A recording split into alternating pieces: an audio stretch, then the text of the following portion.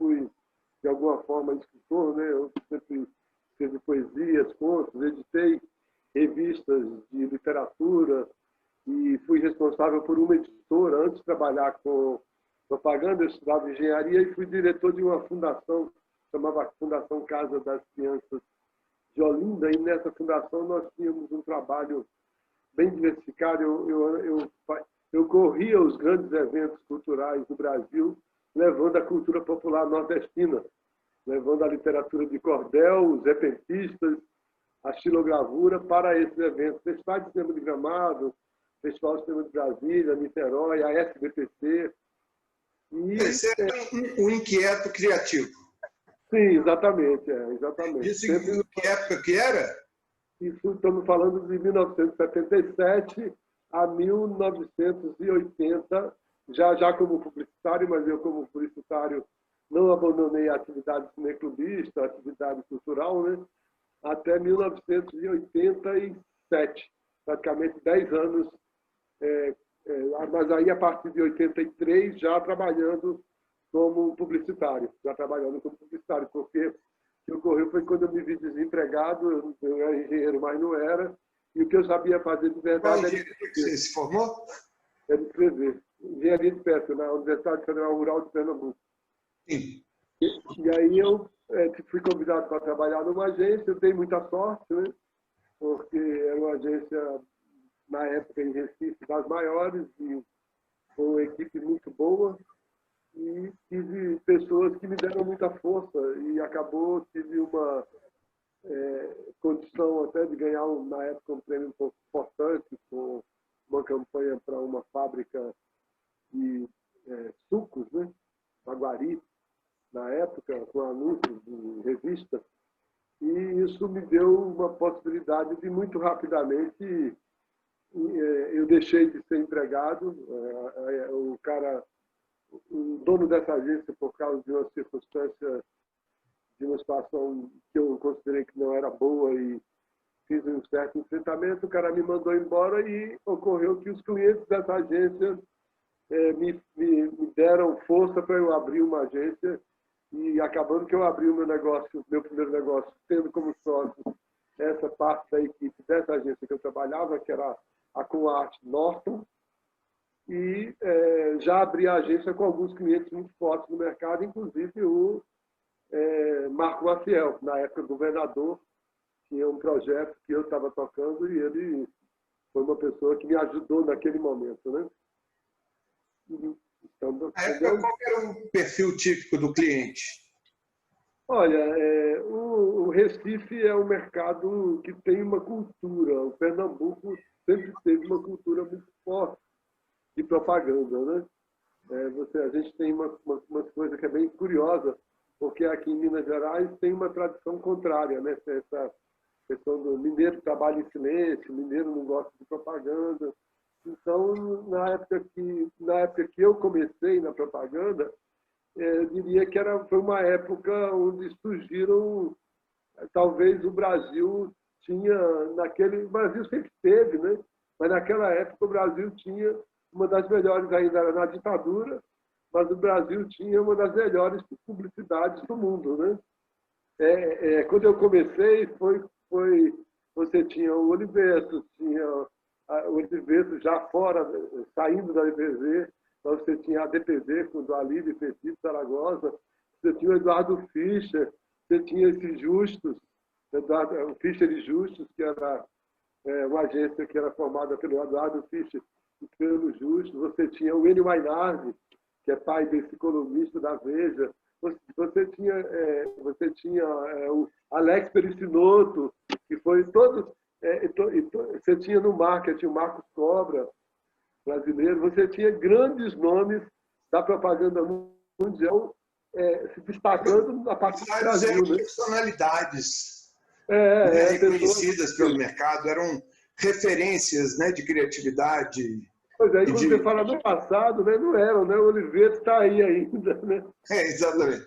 O Nizam já era naquela época, não? Não, o Nizam foi um pouquinho depois, mas tinha o Duda Mendonça, o Nizam trabalhava para o Duda, né, a BM9, né? Mas o Nizam é da mesma geração. O Nizam começa logo em seguida. Só que o Nizam começou dentro da M9, né? Que era a agência do Duda Mendonça, na Bahia. Isso. Você tinha a Propeg, tinha Petróleo e Correia, a NPM. Você tinha grandes agências. Você ainda não tinha essa coisa da globalização, então eram agências brasileiras com um reconhecimento muito grande, né, no mercado internacional. E logo em seguida tinha a Stanley Ogilvy, né, o David Ogilvy, meu eterno. Até peguei esse livro na estante, porque esse camarada aqui, que foi rejeitado. Mais para cima, por favor. Oi? Mais para cima que não. Aí. O David Ogilvy, eu tive a oportunidade, inclusive, em São Paulo, de ser estagiário na Ogilvy, né? Trabalhei em São Paulo com pesquisa, com a Clarice Herzog. E é muito curioso esse camarada, porque esse livro tem 60 anos. E as coisas que ele falava naquela época, né, naquele tempo, ele é uma das referências da nossa atividade, e as coisas que ele falava hoje são mais realidade do que nunca, né? Algumas coisas que ele falava, por exemplo, o David Jobs falava o seguinte: coloque a sua marca e o principal benefício do produto no seu título, porque muito pouca gente vai ler o texto, né? Coloque uma boa legenda na imagem. O que ele falava se aplica.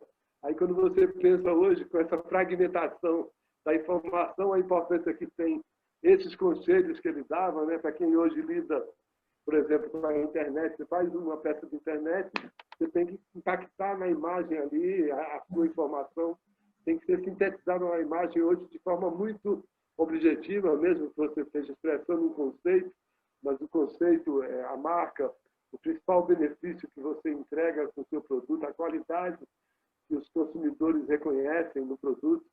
E além disso, você ainda tem a situação de que quando você lida nas redes sociais, e aí é outra coisa que, se você pegar, está na recomendação dele, que é você, no começo dos textos, colocar a informação mais importante logo no comecinho, porque o restante da informação não vai ficar visível para quem está na internet, né? Mas o fato, Carlos, é que, como eu estava falando aí do meu início, eu, quando iniciei, como eu tinha essa experiência de pesquisa e tinha uma experiência paralela no conhecimento da psicologia, eu já entrei no mercado como redator, mas com literalmente com uma certa obsessão muito grande em encarar a propaganda como uma atividade científica. Então, na hora de criar, eu não estabelecia nenhum tipo de freio, né? Eu estava ali para máquina de escrever, ali a Olivetti ou a Hamilton lá. Além da Olivetti e a Hamilton, o que mais que era ferramenta que você usava na época? Porque as pessoas não têm ideia do que era trabalhar com publicidade, com a produção do dia a dia. Era muito mais. Né? Que você não tinha computador, Photoshop, né? Como que era a realidade desse dia a dia? Olha, dava muito mais trabalho, né? Mas o processo criativo, se você olhar hoje, por exemplo, se você vai ver, vamos pegar os caras que são os novos monstros da propaganda brasileira. Você pega um Alexandre Gama, Daniel Gama, você pega o Marcelo Serpa, né? O Alexandre Morhalem, esses grandes diretores de criação, diretores atuais. Quando eu estava falando para você que a questão da essência ela mudou um pouco, porque vamos pegar aqui o exemplo aqui de Minas Gerais, o próprio João Delpino, que foi da Bairrosada, agora tem a 1360. João Delpino trabalha na Pancheta. O primeiro processo criativo ele se dá na relação das referências culturais que cada um tem, dos estudos que você tem de comportamento do consumidor. Então, quando eu estava dizendo para você a questão das mudanças, que na essência as mudanças são bem menores do que se alardeia, me referindo à essência da nossa atividade.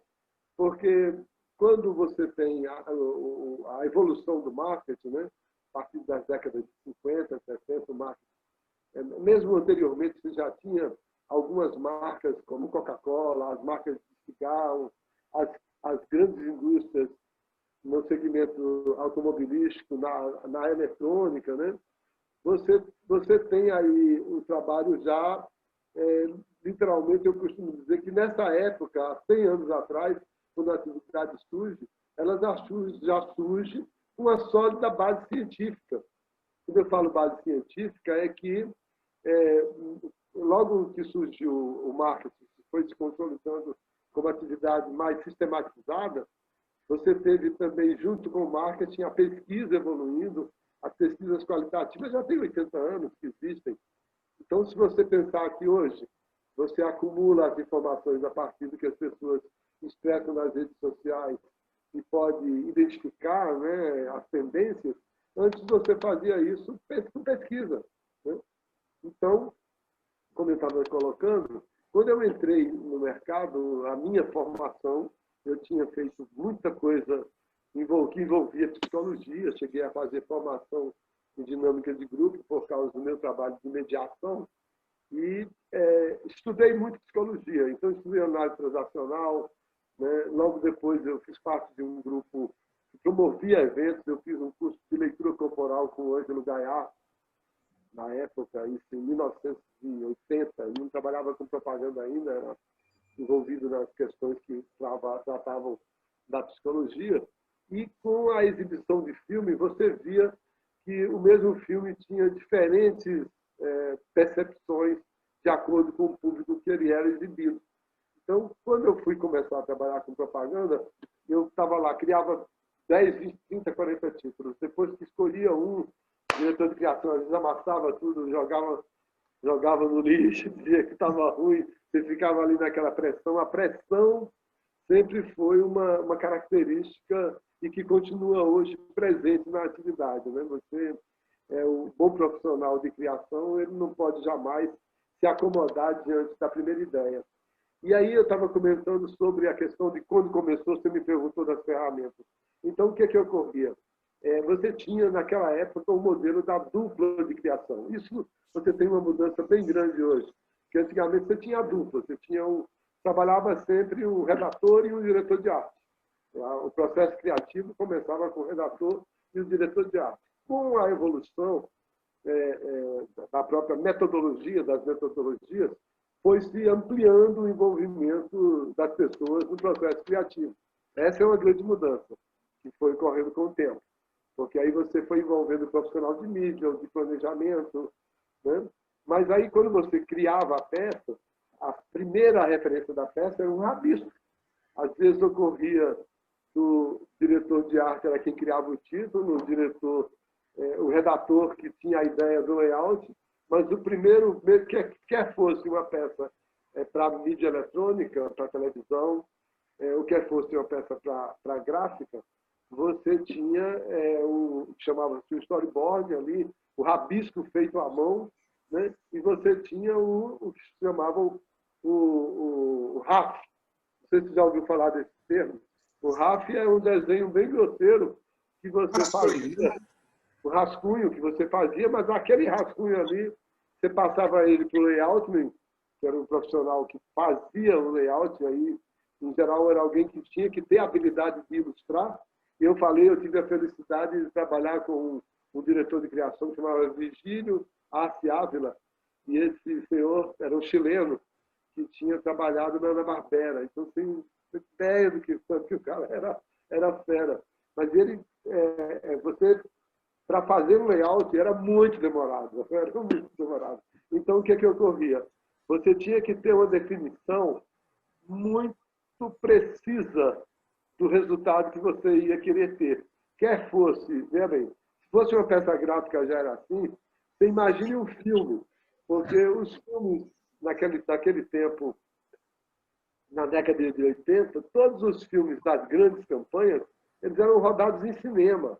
Era caríssimo. Você gastava, em tempos atuais, como se você gastasse 1 milhão, 2 milhões. Às vezes 3, 4 milhões na produção de uma peça.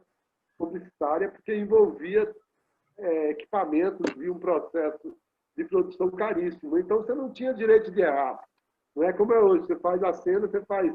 Naquela época, se você fosse fazer a quantidade de vezes que você rodava uma cena para poder tirar a cena perfeita, né? Você pensa, aquele comercial, claro que você conhece o comercial da Valizé, o famoso comercial do primeiro sutiã, você nunca esquece, aquilo é um filme em cinema. Então, você rodava-se muita coisa, até o tempo que eu cheguei em BH, ainda era assim. Há 25 anos atrás, você fazia os filmes, inclusive das campanhas de governo, era feito ou em 35 ou em 16 milímetros. Então, você tinha você tinha o equipamento, a dificuldade, a necessidade da qualidade de iluminação, né?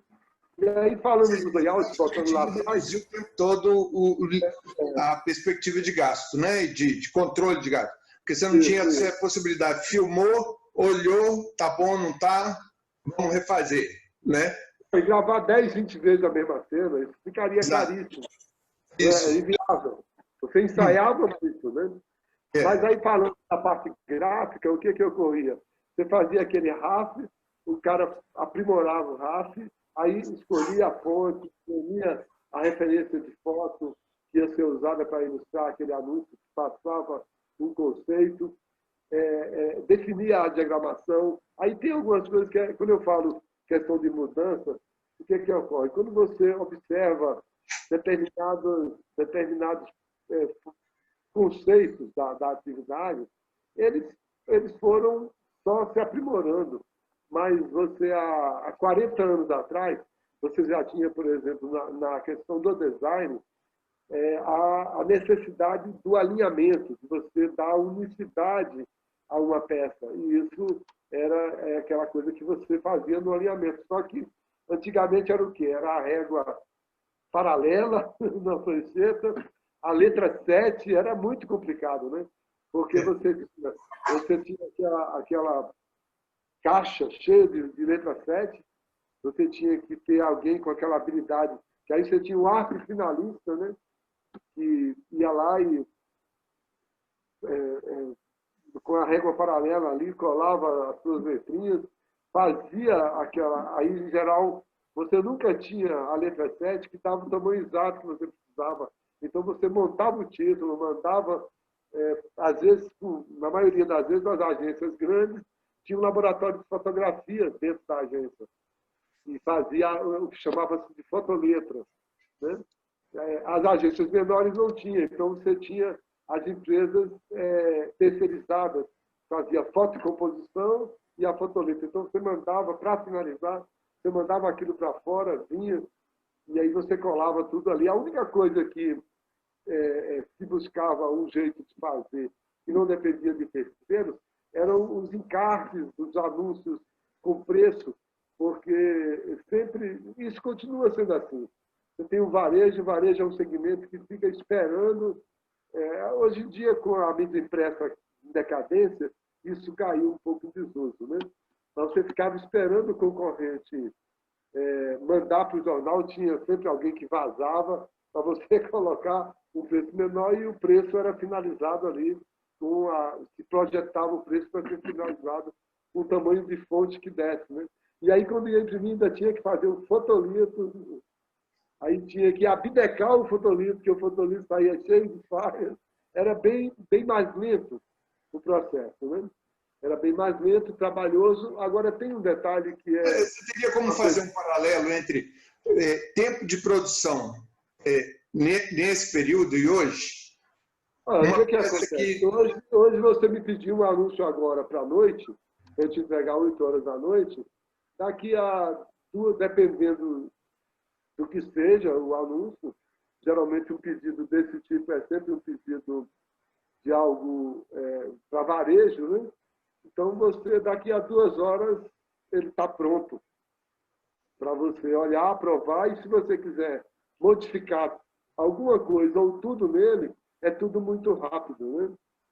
E no passado, você levaria para fazer... Quanto tempo para fazer o mesmo anúncio?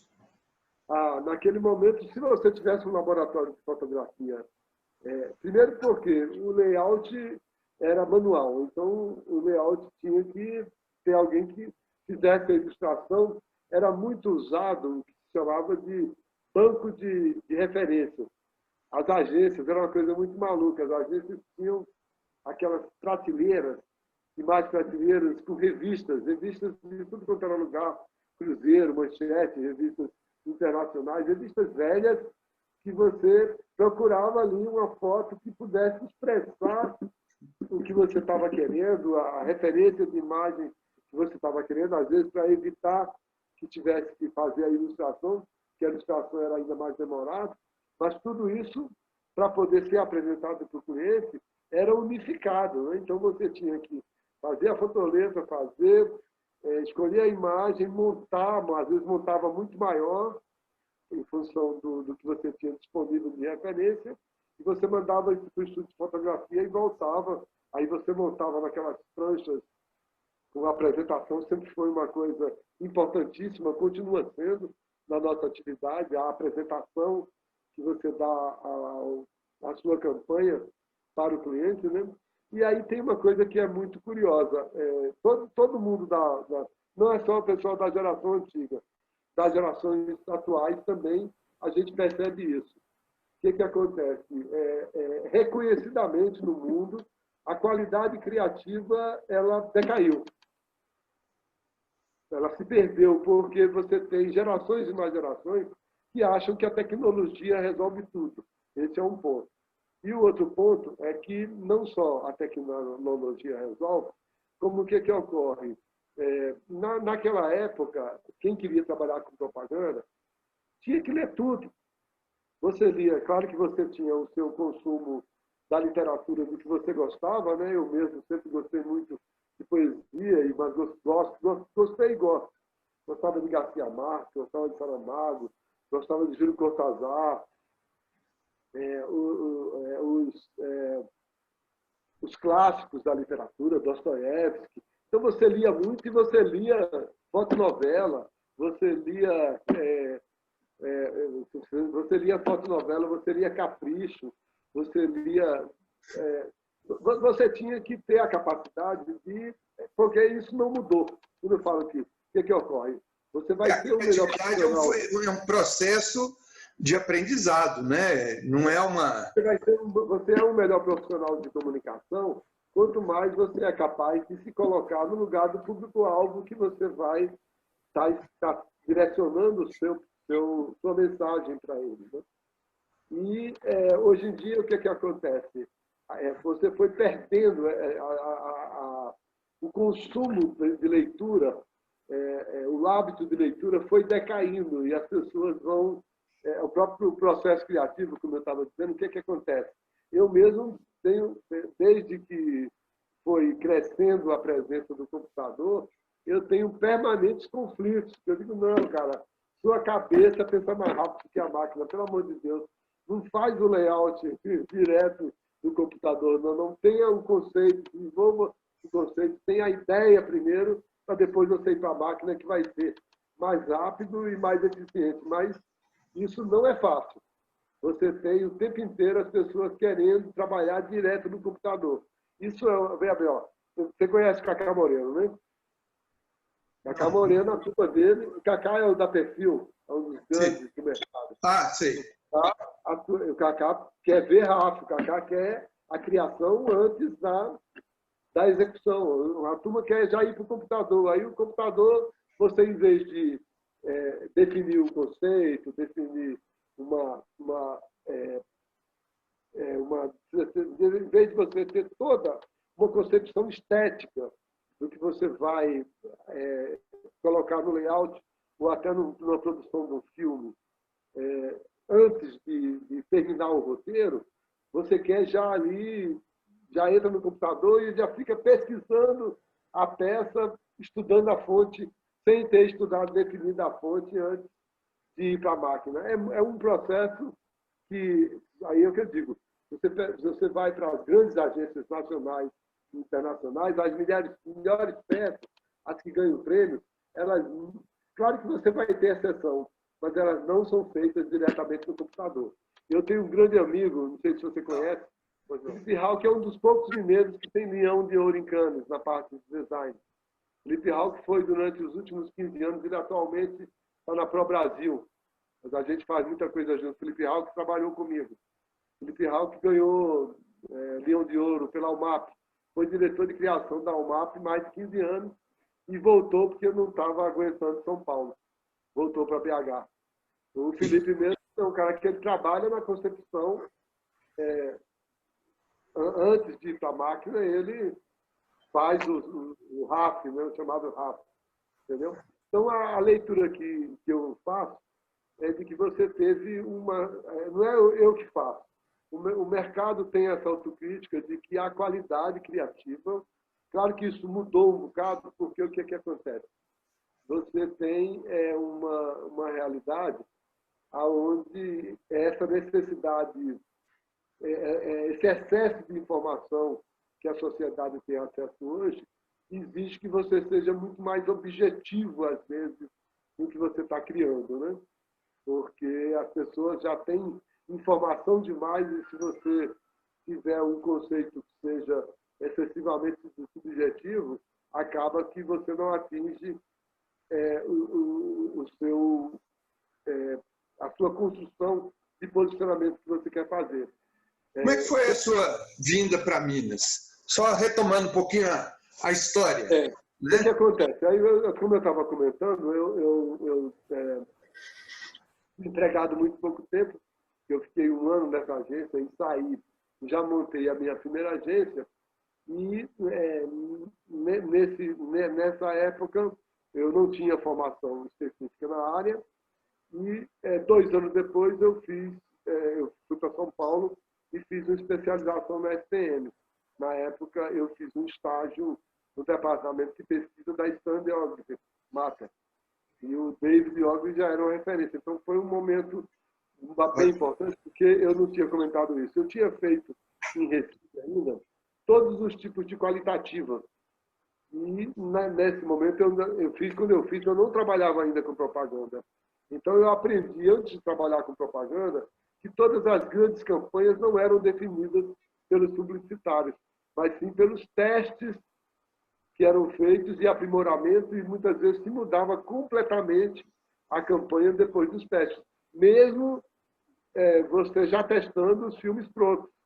Filmes de Nestlé, da Tigres, de Hollywood, Coca-Cola, tudo que se faz e continua sendo assim. Nenhuma grande campanha é colocada no ar sem ser feito um pré-teste dela. Só que hoje é muito mais fácil por causa dos processos digitais de produção. Né? Mas aí, como eu estava dizendo, então eu fui para São Paulo, depois voltei para Recife, né? Voltei para Recife e eu tive, nessa época, quando eu voltei, também eu tive uma experiência que ela foi muito diferenciada para mim, porque eu tive um sócio suíço, chamava Laurent Donner, que era até primo do cara da Globo, um suíço. E na época esse suíço já vinha de uma formação, eu tinha comentado com você que esse tempo também, entre 80 e 90, houve uma profusão que se chamavam as agências full service, que eram agências que trabalhavam com todos os terminais de comunicação, com todas as áreas que envolviam a formação, a construção do branding, a construção de uma reputação de uma marca. Então, e na Suíça, era muito diferente a formação do que era no Brasil. Era ou não é? Porque lá o pessoal faz um grande curso de formação genérica, ou seja, você entende todo o processo da comunicação, de todas as áreas, e depois você sai fazendo as especializações. Né? Não é aqui que você, como você tinha essa ideia de que a universidade formava as pessoas, que de fato, se a pessoa fizer a universidade, mesmo hoje, e ela não estudar muito simultaneamente, não for uma pessoa muito observadora, não tiver muitas oportunidades de estágio, ela sai da universidade sem saber fazer nada. Né? E o pior, sai sem saber fazer nada e achando que sabe fazer tudo por causa da facilidade que tem de pesquisar as coisas da web. Mas aí, voltando à questão da minha vinda para Minas, o que ocorreu foi o seguinte, paralelamente, no Recife ainda eu tive a oportunidade de, morando no Recife, começar a atender algumas contas nacionais. Eu atendi a Lutz Servando, na época, que era Recife, Rio, São Paulo, que era a maior rede de lojas de ótica, relógios, fotografia e instrumental científico. Inclusive, foi com esse cliente que eu ganhei, na época, um prêmio que me ajudou muito, no profissional do ano. E eu atendi também, nessa época, a Kitano, que era uma... Até hoje existe, né, uma empresa que fabrica e que revende essas especiarias da área de alimentação. Né? Temperos e faz lentilha, grãos. E era muito complicado. O atendimento era presencial. Então, eu ia para São Paulo, ia para o Rio. E aí, o que ocorreu? Como eu sempre fui envolvido no marketing político, eu sempre trabalhei muito com marketing político, né? Desde 82 que eu já fazia campanha, né? Com pesquisa, mas a partir de 84, 85, eu já estava fazendo campanha de prefeito, quando voltou prefeito da capital, fiz Miguel Arraes. Aí eu tive um convite, eu tinha trabalhado com muitas campanhas até então, e esse diferencial de que eu tinha o conhecimento, eu era um bom redator, e eu conhecia muito pesquisa, facilitava muito a minha vida, tanto na propaganda quanto no marketing político, né?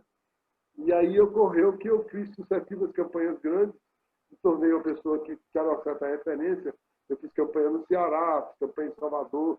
Em 88 eu fiz em Salvador o Mário Kertz com o Duda Mendonça, e o João Santana trabalhava para o Duda na época. Então era uma convivência com pessoas que tinham... O Nizam é mais novo que eu, mas ele já estava anos-luz à frente, do ponto de vista, inclusive, econômico, nessa época. Ele já estava muito bem. O Nizam foi um cara que ele se deu muito bem, muito rapidamente. Né? E, então, o que ocorreu? Em 94, eu tinha feito a campanha de Arraes, e em 94 eu tinha passado o primeiro semestre todo trabalhando como assistente do Ariano Suassuna. Eu trabalhei com o Ariano, fiquei com o Ariano 6 meses. Eu conheci o Ariano desde 86, na campanha do Arraes, e fiquei 6 meses com o Ariano no desenvolvimento do que seria o programa da área de cultura do governo do Estado. Isso nos 6 primeiros meses de 94. Quando eu dei por mim, a campanha política já estava fechada.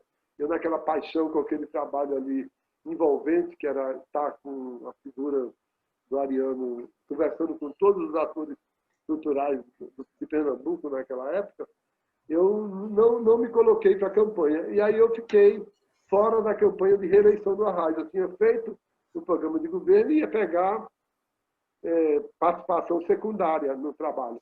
Aí eu fui convidado para fazer um trabalho em Brasília, para o Collor, na época, através do Juca Colagross, que é o atual, que tinha feito a campanha de 89. E aí eu fui para Brasília para esse trabalho.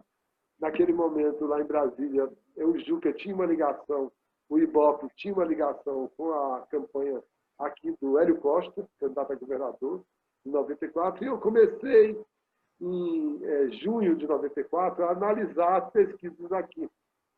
E como eu tinha expertise tanto de análise de quanto de quali, eu apontei naquela época que o Hélio Costa iria perder a eleição se tivesse segundo turno, que a chance era muito grande. Eu sei que aí, nesse momento, lá atrás, houve um episódio que foi, inclusive, um episódio, vamos dizer assim, curioso da história do Brasil, política, porque você não vai lembrar disso, mas quem é da minha geração lembra. Naquela época foi criado o tal do bônus eleitoral, que era o financiamento de empresas, e o bônus eleitoral era uma coisa tão maluca que ele dava isenção de imposto, tinha um incentivo fiscal para você ajudar nas campanhas. Você dava R$1 milhão para uma campanha, você deduzia daquele R$1 milhão R$100 mil, era 10% de isenção sobre as contribuições que os empresários dessem para a campanha. E nem tinha limite para as contribuições. E o que ocorreu? O Francisco Rezec, que na época era o presidente do TSE, antes de sair, de repassar a presidência, ele vetou esse bônus de isenção fiscal. E aí o dinheiro que Collor e muitos outros candidatos tinham para fazer campanha sumiu. Aí, nesse momento, eu fui convidado para vir para Minas fazer a campanha, fazer não a campanha, mas para ficar fazendo análise de pesquisas na campanha do Hélio Costa. Então, eu mediava grupos de discussão na campanha do Hélio Costa, de 94. E tive, naquele momento, o Hélio Costa já era governador, quando eu vim, eu já vim para ser sócio de uma agência que eu não trabalho mais nessa área e digo que isso é uma imoralidade que algum dia a gente tem a esperança que ela acabe, né? Mas o fato é que quando você ouve falar de concorrência pública, 90% dos casos, infelizmente, eu sei que quem for assistir aí do mercado, meus colegas vão dizer, pô, o Luizinho é um filho da puta, mas desculpa falar não. Mas a verdade é que infelizmente, há uma repetição de vícios, né? Primeiro que o Estado não pode, não deveria jamais ser permitido que os entes públicos gastassem o que gastam em propaganda, né?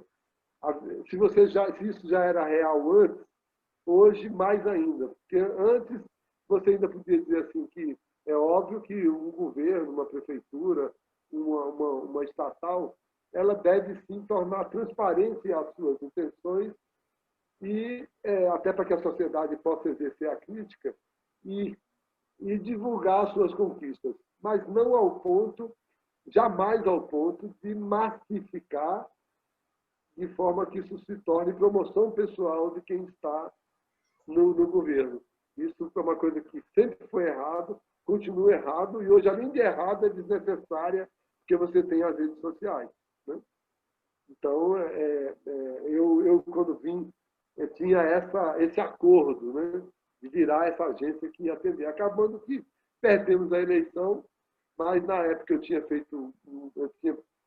literalmente quase que paralisado, a minha agência continuava aberta, a Reflexo Comunicação continuava aberta no Recife, mas com um grupo que era de minha confiança tocando, mas as oportunidades que surgiram para a minha perspectiva profissional em Minas eram muito mais promissoras, inclusive com aquela, não era ilusão, mas é aquela ideia de que, estando próximo dos grandes centros empresariais do país, né, estando aqui mais perto do Rio e de São Paulo, a minha trajetória objetiva de trabalhar para o mercado nacional sempre foi uma meta minha, né?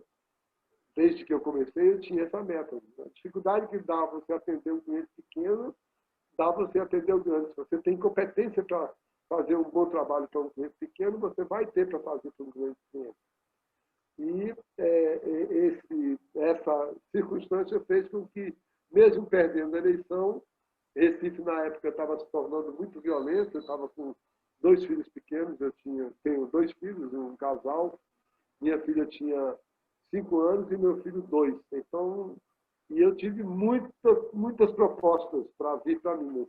Eu tinha, das pessoas que eu fui conhecendo na campanha, eu tinha 5 pessoas me oferecendo sociedade. E aí eu abri uma sociedade com uma das pessoas que eu conheci na campanha, o Pedro Paulo Veiga, abriu uma empresa, inclusive, você veja como que era a visão que eu já tinha nesse momento, já vinha com ela desde o início da minha formação, porque, como eu estava dizendo, eu estava comentando uma coisa anterior, que foi o momento das agências full service, porque, de fato, todo o processo de comunicação, ele precisa estar alinhado, não importa seja a assessoria de imprensa, o merchandising, as redes sociais, a propaganda online, offline. E nessa época, lá no passado, surgiu o que se chamou de comunicação integrada, né? Eu só vou fazer uma recuperação de uma memória de uma questão para poder, quando eu falar mais na frente dela, você ficar mais fácil e inteligível para depois, quando for exibir. Que comentei que pouca coisa mudou, o que não mudou tanta coisa assim. Quando eu falo isso, eu estou me referindo ao fato seguinte: as grandes marcas, desde o começo, desde vamos dizer assim, a pré-história do marketing, elas sempre tiveram uma preocupação com o que se chama de cultura corporativa da marca. Você tinha, e essa cultura corporativa, que nada mais, nada menos, depois mudou para branding, né? Depois, em determinada época da história, foi chamado de comunicação integrada, né? Mas tudo isso era a questão de que você tinha, nessa construção de reputação, você sempre teve isso, sempre existiu isso. Sempre existiu a ideia do marketing e da propaganda voltada para o cliente, do marketing voltado para o consumidor. Então, o que ocorre? Isso sempre foi assim. E você tinha, naquela época, grandes marcas que lidavam com as pesquisas e outras marcas, como um dos melhores exemplos, o grande exemplo que a gente tem, porque se você olhar a Harley-Davidson, ela tem as comunidades Harley, elas têm quase 100 anos. E o que são as comunidades Harley? É a mesma coisa do que você tem nas redes sociais, é o engajamento com a marca, é você, como usuário, se tornar colaborador no desenvolvimento dos produtos. Então, esse conceito, veja bem, essa linha de raciocínio de você fazer dos seus colaboradores desenvolvedores de produto, elas existem há 80 anos. Só que hoje, qual é a diferença? Hoje você tem ferramentas para que isso seja mais intenso e efetivo.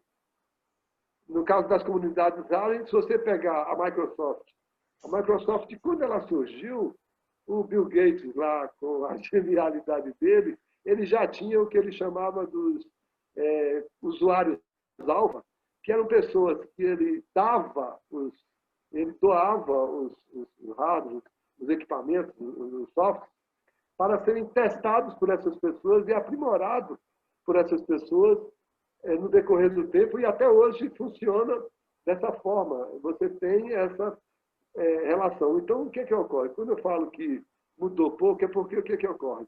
Você pega uma grande marca que vai sendo construída, ela vai sendo construída a partir de uma cultura. E essa cultura ela vai dar mais resultados e melhores resultados quanto mais essa entrega, o benefício final que ela entrega. E aí, quando eu falo benefício final, entenda-se, o momento em que o consumidor está usando o produto. Essa é a experiência, ela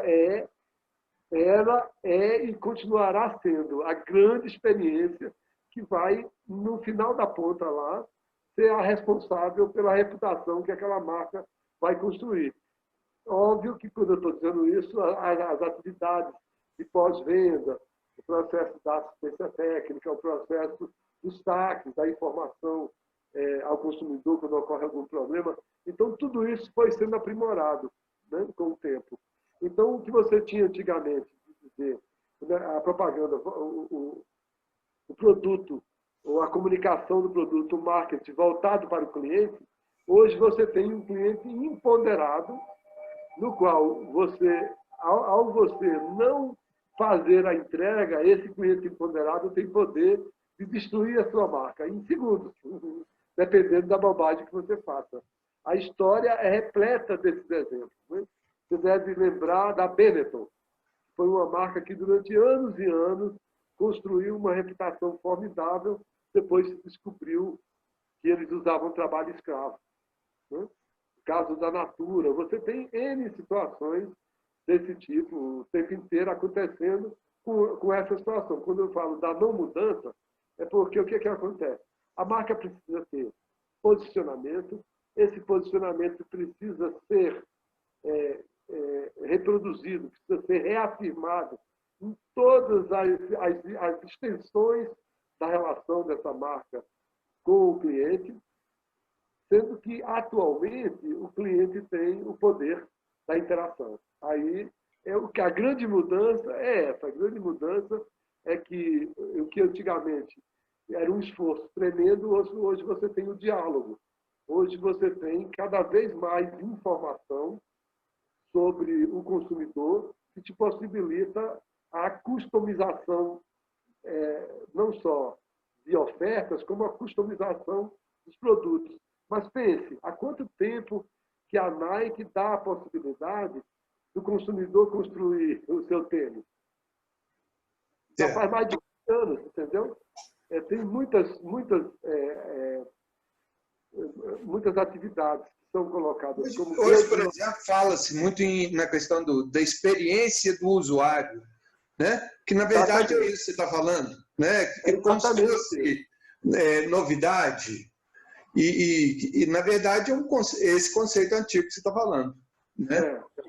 Aí a grande novidade que você tem hoje é o seguinte, é que com a perda de relevância, a perda de relevância da propaganda como meio de persuasão, né, as marcas buscam a situação de entregarem para os clientes mais do que o produto.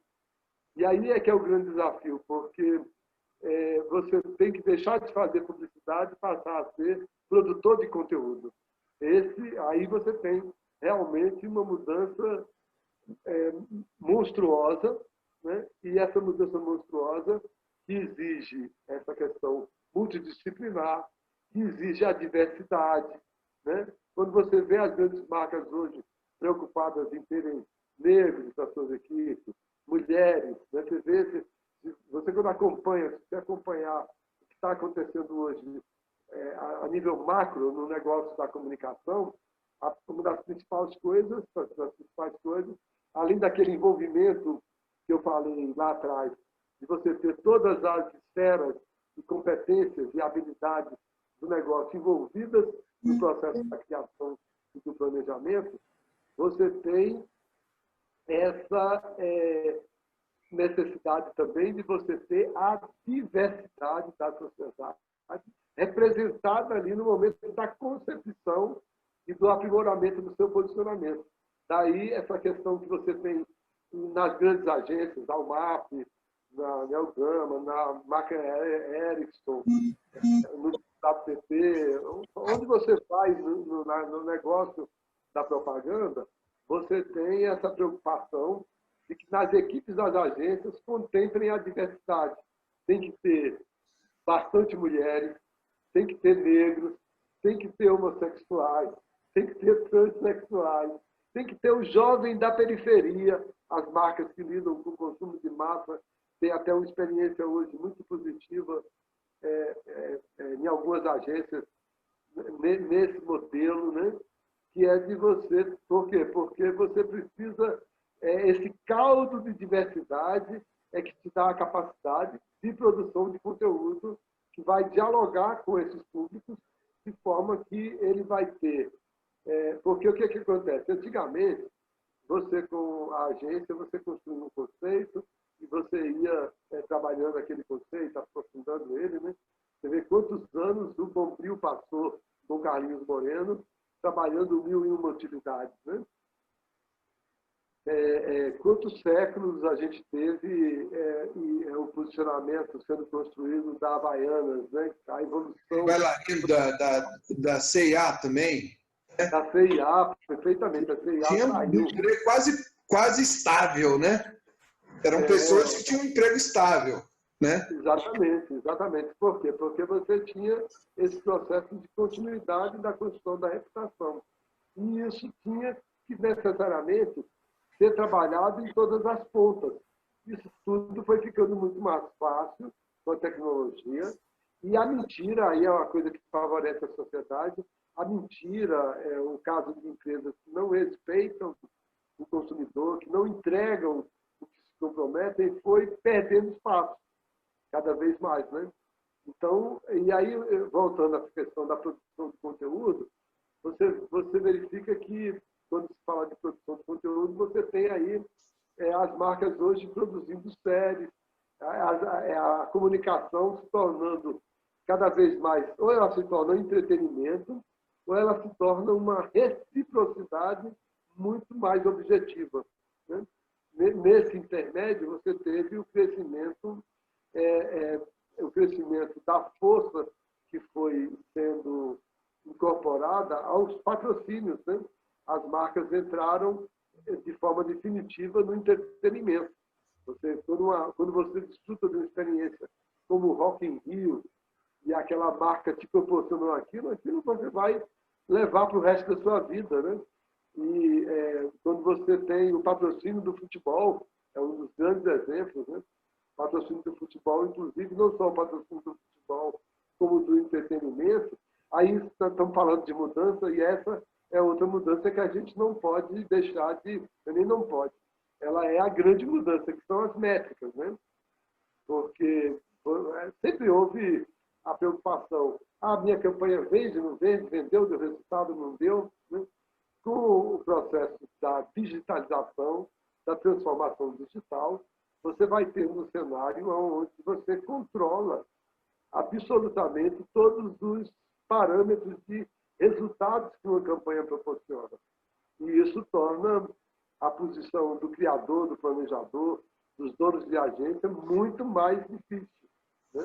A atividade é o que se chama aí o uso de dados. Né? Os dados ele vai aprimorando o processo de trabalho. Agora, uma coisa que é bem clara é que nunca vai acabar a propaganda.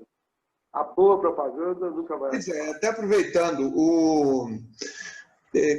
a questão da produção, como que hoje o publicitário e as agências estão lidando com as novas mídias, com essas mudanças de mídias, considerando que, por exemplo, não sei se você tem algum dado sobre a questão das verbas para televisão, como é que estão, como é que a decadência dos jornais, ou seja, tem as velhas mídias, elas rompem inclusive com os velhos hábitos, com velhas premissas, e tem as novas mídias. Como é que é a sua avaliação da forma como estão lidando com isso? Olha, pesquisas recentes, né? São pesquisas muito recentes, eu posso até enviar para vocês, comprovam que, de fato, o que funciona da grande mídia continua a funcionar. Né? Não há uma situação onde a TV esteja perdendo tanto espaço como se coloca. O que ocorre é uma diversificação e uma segmentação muito grande, né? Do processo da mídia de massas. E também o uso da mídia de massas como fortalecimento dos canais de interação. Mas aí eu volto àquela questão da antiguidade. Se você pegar a Coca-Cola faz isso há 15 anos. A Coca-Cola usava até os caminhões dela como forma de divulgar os canais de comunicação direto dela com o público. Isso é uma evolução que passou pelos saques, né? Agora, o que ocorre hoje é que há o diálogo, há a interação. Você tem uma realidade de mercado onde algumas coisas são irreversíveis. Vamos pegando pelo que é mais importante de transformação. Nos mercados decentes, pode-se dizer, eu diria que tem que haver e tem que ser contínua essa questão de você parar de ter um país um negócio em que os clientes públicos sejam os grandes anunciantes do mercado. Entendeu? É óbvio que você tem que ter a transparência, você tem que ter o direito das instituições públicas, até a obrigação de tornar público o que elas pretendem ou o que elas estão fazendo, mas essa história do negócio da propaganda, ele ter esse efeito sanfona determinado por quem detém as contas públicas, né?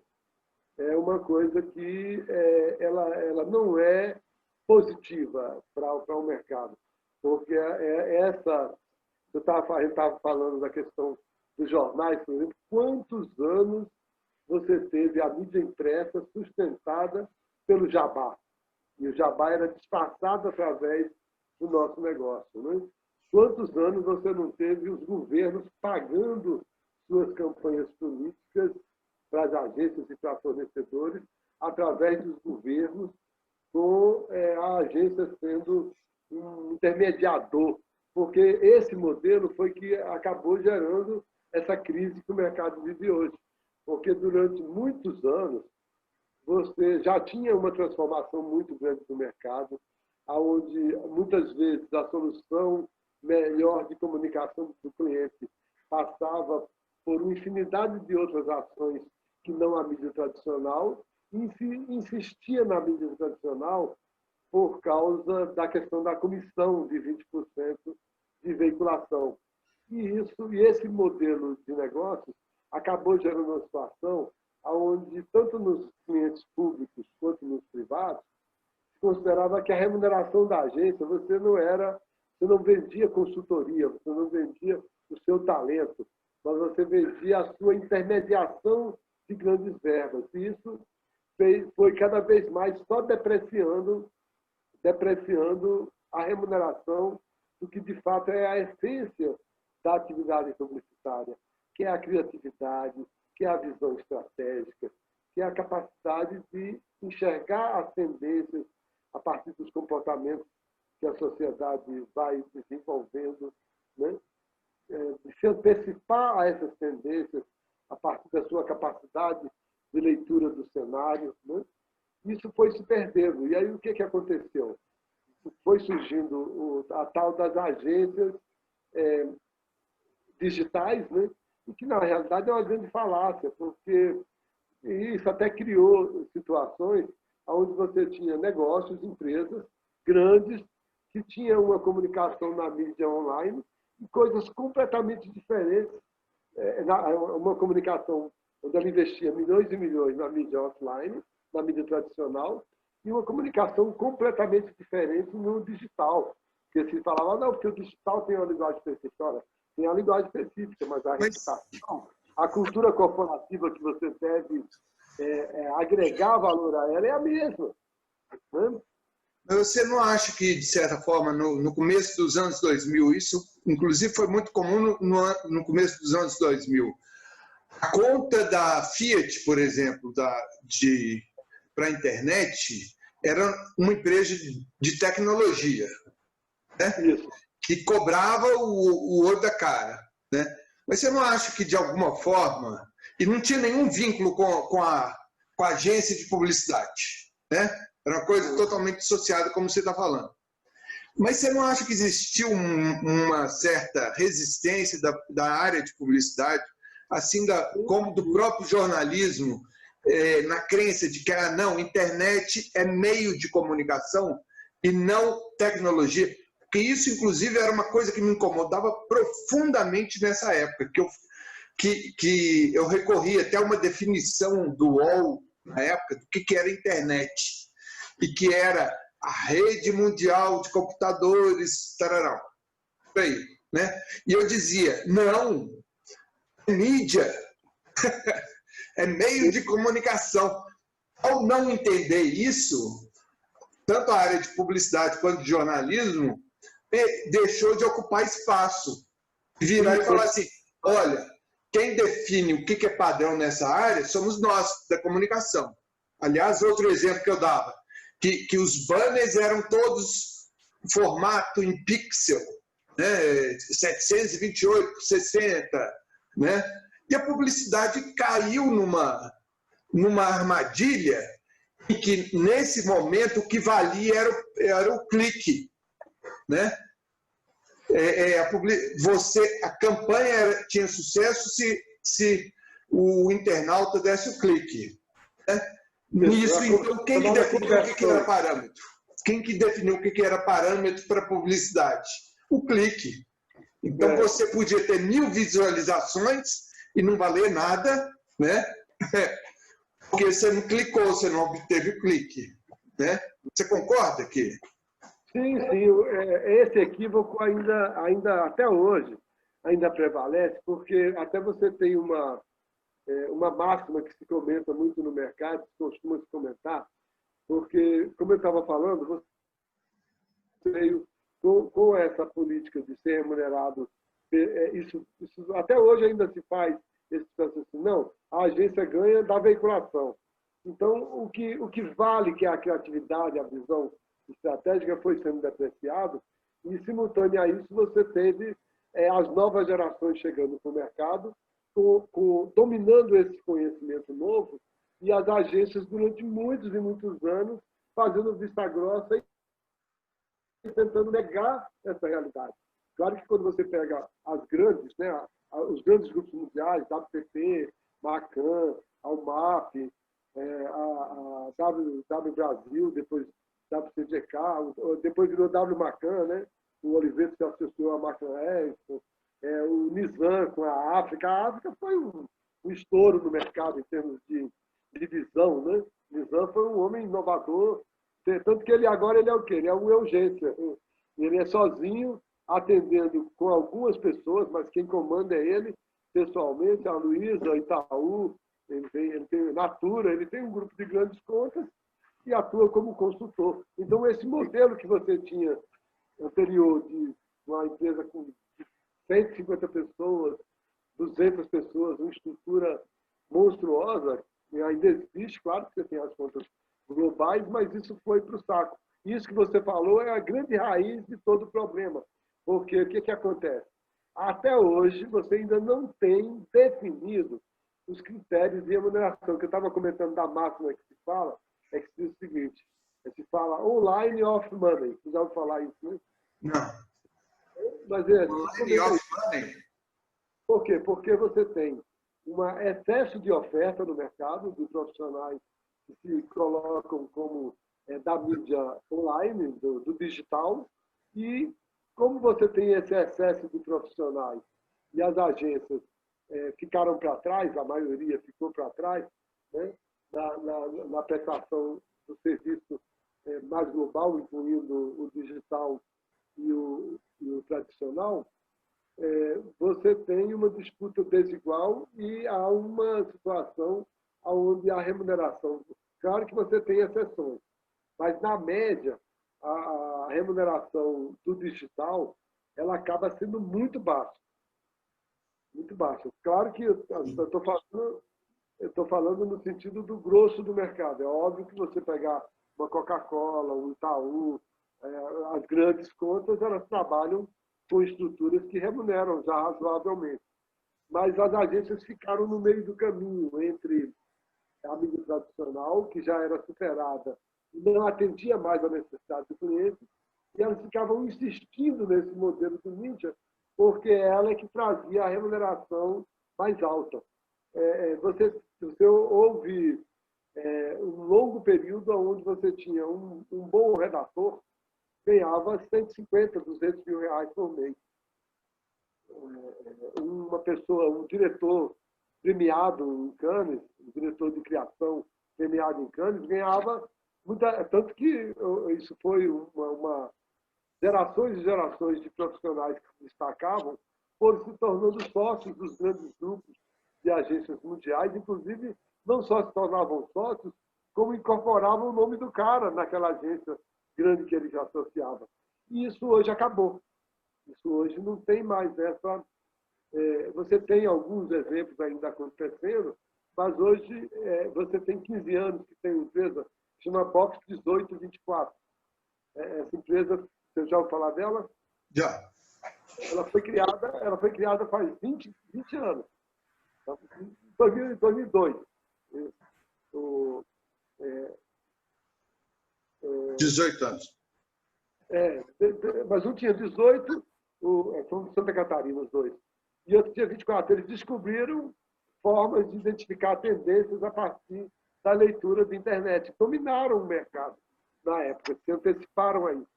Então, o que a gente vive hoje é essa condição de você ser capaz de... Veja só como a coisa continua sendo a mesma. Você ser capaz de estabelecer com o seu público um diálogo e um vínculo afetivo tão profundo que esse cliente, esse usuário, ele se torna um colaborador no desenvolvimento do seu negócio.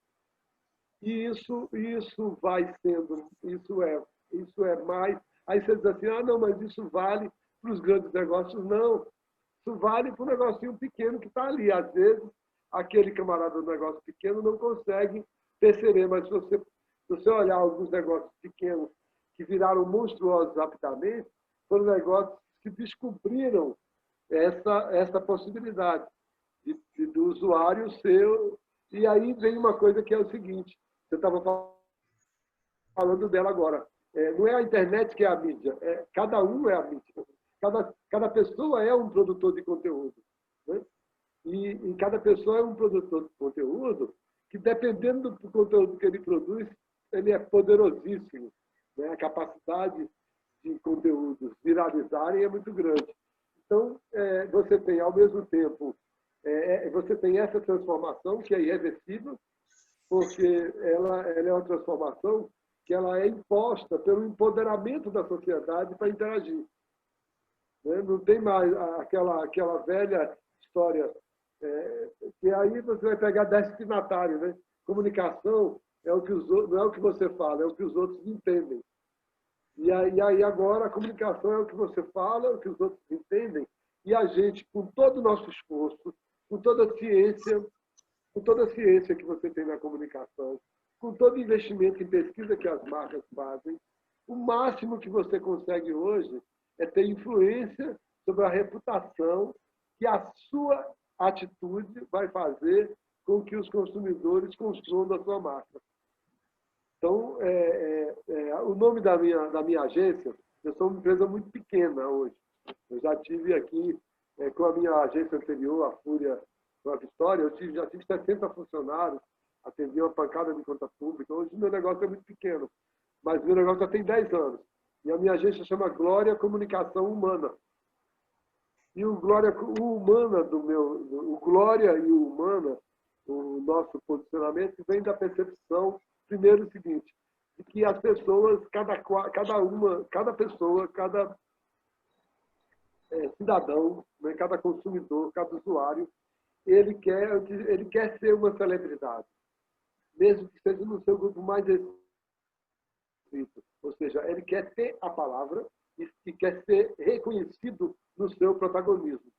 Então, esse é um desafio das marcas, fazer dos consumidores protagonistas do seu processo de evolução, não da imagem só, mas dos produtos. Né? Porque aí é que é a essência do marketing, é você ter o consumidor contribuindo para o aprimoramento do produto e, a partir desse aprimoramento do produto, você a sua imagem como consequência do aprimoramento do produto. E o outro ponto que eu considero, e ele é verdadeiro também, é bem verdadeiro, que você pode ter toda a tecnologia do mundo, mas nas duas pontas do que você tem definindo as relações é o elemento humano. São pessoas. Né? E aí eu volto lá para trás, para o David Ogilvy e para uma coisa muito antiga que você deve ter visto, que se falava de que as marcas têm que ter personalidade. Né? Antigamente se falava isso, você tem que criar a personalidade, as chamadas personas que se fala hoje. Então, você vê, aí quando você pensa nisso, de fato, o que é que mudou? Mudou as ferramentas. Mudou que a sociedade tem poder de interagir e de contribuir, e aí é aquilo que eu estava dizendo.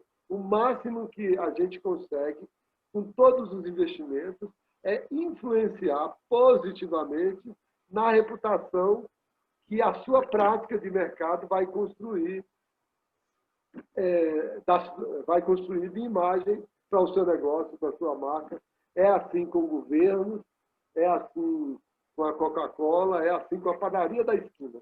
Aí tem um detalhe que é muito importante para concluir, que é o fato de que as marcas que têm melhores resultados são as marcas que têm transparência. E o que significa essa transparência? Significa ter a abertura, principalmente ter a abertura de compartilhar as suas melhores experiências com os usuários e com a concorrência, como faz o Santander, como faz a Coca-Cola, né? Como faz a Harley-Davidson, como faz o próprio Itaú. Né? Você tem essas marcas hoje, a Natura, o Magazine Luiza, um grande exemplo é o Magazine Luiza, que o Magazine Luiza fez agora, com o tanto que eles conseguiram sair na frente da pandemia, no momento da pandemia, tornando a plataforma do Magazine Luiza. Minha esposa mesmo, é gerente lá da Interface, tem uma loja do Magazine Luiza.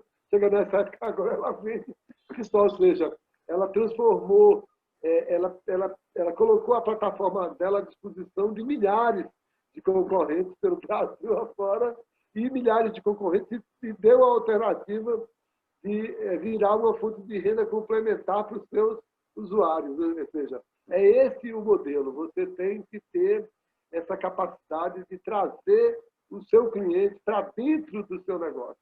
E aí, voltando lá atrás, sempre foi assim. Só que hoje você tem ferramentas, instrumentos que te possibilitam isso. Né? E aí a produção de conteúdo, a questão do entretenimento.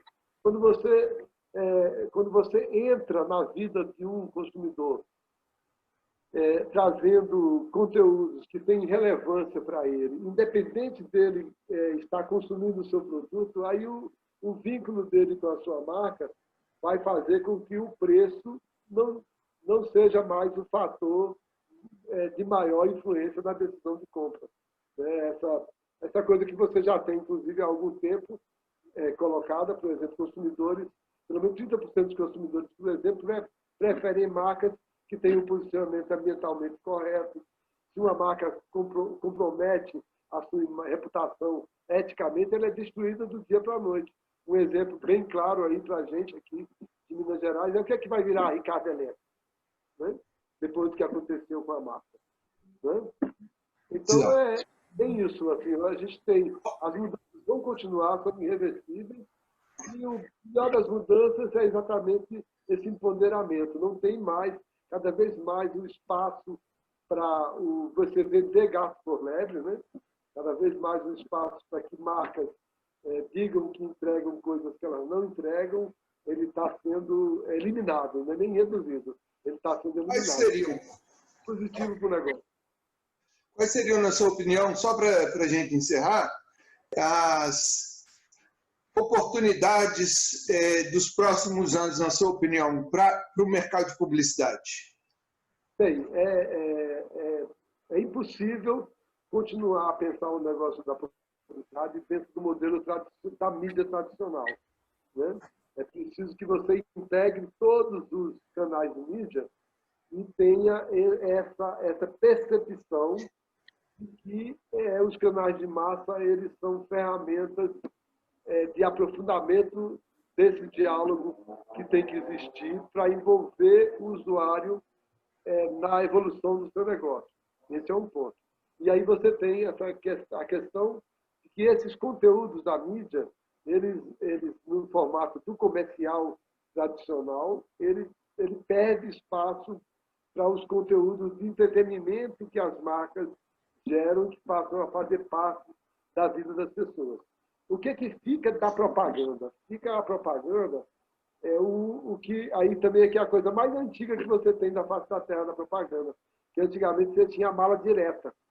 E agora você tem uma customização que chega você a personalizar as ofertas, porque você tem tantos dados, tanta informação sobre a jornada de compra dos consumidores, e aí quando você fala dos consumidores, você fala da jornada de compra de cada consumidor, dessa relação pessoa a pessoa. E esse é o desafio. Como que você faz isso num negócio que envolve estruturas muito grandes para poder você viabilizar a questão de resultados comerciais, para você manter a pujança da nossa atividade. Porque o marketing, a propaganda, como eu estava falando, a publicidade não vai deixar de existir. Agora, quem não perceber e reaprender essas novas metodologias de interação, né? Esse uso dos dados.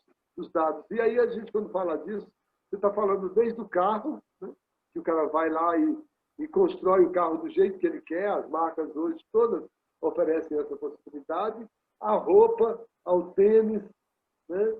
ao óculos, tudo hoje você tende a uma situação do atendimento mais pessoal. E a partir desse processamento dos dados, você tem ali o personificado, né? E o que é customizado, vamos dizer assim, e você tem o que você massifica. E aí você volta lá a 40 anos atrás. Você deve observar que hoje todos os grandes publicitários falam. Toda marca precisa ter um propósito, precisa estar associando a sua marca a grandes causas, que têm relevância para o seu público-alvo. Aí pensa, isso é novo? Não é novo. Não é? Quando você está falando do conceito de uma marca de 60 anos atrás, 80 anos atrás, você está falando disso. Só que hoje não tem margem, a margem para incoerência é muito pequena. Né? Por quê? Porque você tem o consumidor, o usuário, a sociedade imponderável. Então, você pisou na bola, o cara te destrói aqui logo na esquina. Então, isso tudo é muito positivo para a evolução do mercado e da nossa atividade. Eu considero dessa forma. E o desafio é a remuneração. O desafio é a remuneração. Como você mantém um patamar de remuneração elevado, que a atividade merece, mas esse novo modelo ele está sendo construído. Da minha parte, eu considero que só tem uma saída, é a remuneração por resultado. Sendo que, só para encerrar, sendo que a remuneração por resultado também é antiga. Não sei se você não recorda disso, mas se você pesquisar, você vai localizar. Há 35 anos atrás, a Almap assumiu a conta da Antártica, entraram na fábrica e mudaram tudo. Remuneração por resultado, já naquele tempo. Entendeu? É o envolvimento, e essa, quando fala de remuneração por resultado, aí tem vários fatores que são determinantes. O primeiro deles é a confiança entre as partes, né? Para que você não vai esconder que você teve resultado com o meu trabalho. Né? Mas tudo isso facilitado pelo quê? Pelo que você tem as métricas. Você não tem como... hoje você não há possibilidade de uma marca desconhecer o resultado que um grande trabalho de comunicação, e aí eu prefiro e sempre preferi usar a comunicação, que a publicidade é uma das ferramentas, está entregando. E a comunicação aí você tem que ter o mesmo conceito lá atrás, a comunicação integrada, todos os canais sendo complementares, agregando valor ao posicionamento, à reputação que a marca está construindo, com a intensidade dessa construção estando lá na ponta a transparência para que o diálogo aconteça, porque também, se não tiver transparência, você bloqueia o diálogo e a sua marca fica para trás. Só para terminar, Peter Drucker escreveu em 2002 um artigo que se chama O Mercado Invisível. Quem escreveu? Peter Drucker. Sim. E ele já falava disso, de que esse mercado invisível era exatamente o consumidor reconstruindo os produtos e as marcas a partir das suas jornadas e experiências com os produtos. Essa é a realidade e a agência é uma ferramenta que tem que ter, os publicitários têm que ter essa capacidade de entregar isso para os seus clientes. Daí que a palavra da moda hoje é a consultoria. Você tem que estar mergulhando no modelo de negócio dos seus clientes, no modelo de negócio da concorrência e mergulhando com muita profundidade na cabeça dos seus consumidores, na cabeça dele hoje e no que ele tende a evoluir, né? Entendeu? Eu acho que está excelente, foi um ótimo depoimento seu histórico. Eu te agradeço muito essa participação. Espero que a gente tenha a oportunidade, inclusive, de voltar a ter outras conversas para explorar toda essa sua experiência. Estamos à disposição e eu lhe sugeriria, de repente, eu não comentei sobre isso, mas há alguns anos eu participei de um trabalho que durou 6 meses com o mercado brasileiro todo. E aqui foi conduzido pelo Sinapro, pelo André Lacerda, que é uma grande figura da LF Mercado, é o presidente do sindicato, e reinvenção do mercado a partir da utilização do design thinking na gestão dos negócios. e é o modelo que hoje está vigente. Então, seria interessante fazer uma mesa redonda dentro do seu portal com um grupo de pessoas que estão hoje nesse front aí, comandando essas mudanças, junto com a Senapro, o Sindicato das Agências, e algumas agências que são vanguarda nesse novo modelo. Pois é, isso me interessa muito. Inclusive, a ideia é um pouco essa, de gerar esses depoimentos o máximo possível, que aumentem essa percepção de história, né? De história, do que é história. As pessoas, essa geração nova não tem ideia de o que era, né? Fazer, rascunhar, né? À mão, né? Então, resgatar um pouco disso e fazer exatamente contar também como que vai ser essa percepção de mudança. Né? Como é que o pessoal novo está pensando, né? Como é que exatamente. Nisso, até eu cheguei a desenvolver um guia, que o pessoal chama de e-book hoje, né? Que é um guia sobre como contar histórias sobre o futuro, né? Então, é um negócio que eu estou para finalizar ainda. Já tem tempo para... História sobre o futuro. Exatamente. Que é um roteirozinho. Como é que você faz? Você define assunto, você define os personagens, você define as forças, as grandes forças, né? Então, assim, e depois até chegar no final de você selecionar quem vão ser os seus personagens principais, secundários. Ou seja, a pessoa percorre, ela vai ser obrigada, inclusive, a fazer pesquisas, né?